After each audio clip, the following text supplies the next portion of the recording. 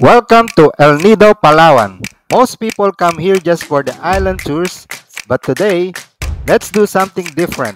Walk through the town itself, from hidden eats, local favorites, to street food with a beachfront view. This is El Nido beyond the beaches. Let's go! As we walk through town, you'll see everything a traveler needs. Hotels of all kinds,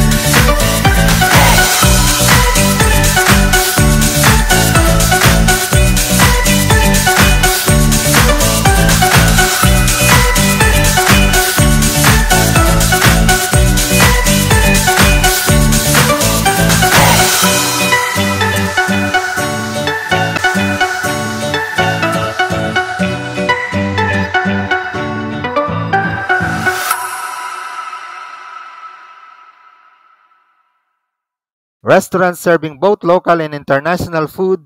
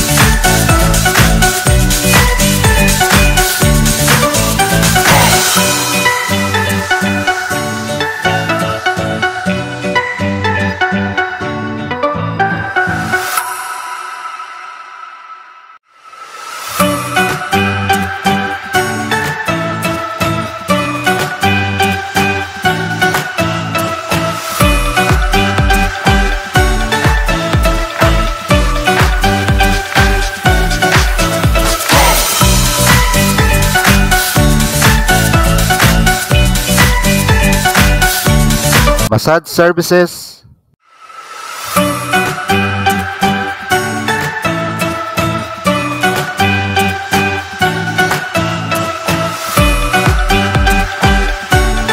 souvenir shops,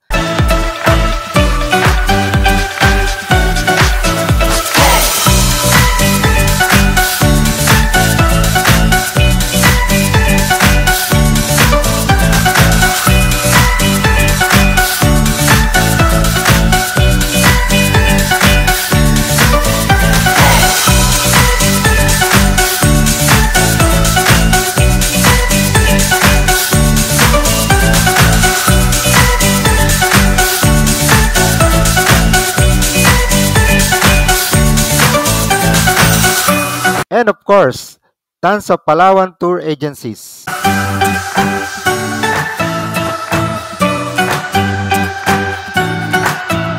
Ang daming travel tours pala dito. Wala ka palang problema.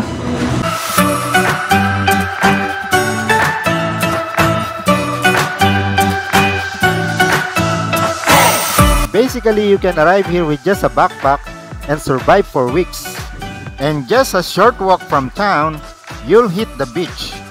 What's cool is that it's not just sand and sea. You've got restaurants and bars lined up along the shore. Imagine having a meal while watching the sunset here. That's El Nido magic.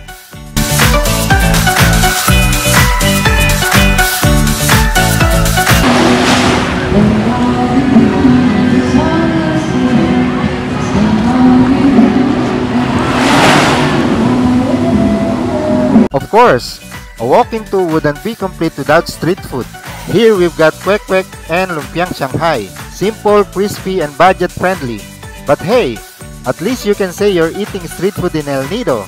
That makes it classy, right? After that snack, we headed to Hain Chicken, probably El Nido's answer to Mang Inasal. Judging by the crowd, it looks like a local favorite. Most Filipinos are eating here, probably because it's tasty and affordable. And you know what? That's always a good sign. We ordered their chicken inasal, juicy and smoky, just the way it should be. Lumpiang sariwa, for something fresh and healthy. Spaghetti, yes, the sweet Filipino style version. And for dessert, banana graham cake. Simple treat, but the perfect sweet ending. Definitely worth the stop if you're looking for a feeling affordable meal in El Nido Town. So that's our walking tour of El Nido Town. Beyond the island hopping, there's a lively community here with great food, street eats, and a laid-back vibe. Next time you're in Palawan, don't just skip the town. Explore it. Thanks for joining me, and if you enjoyed this tour, don't forget to like, share, and subscribe for more food and travel adventures. See you in the next one.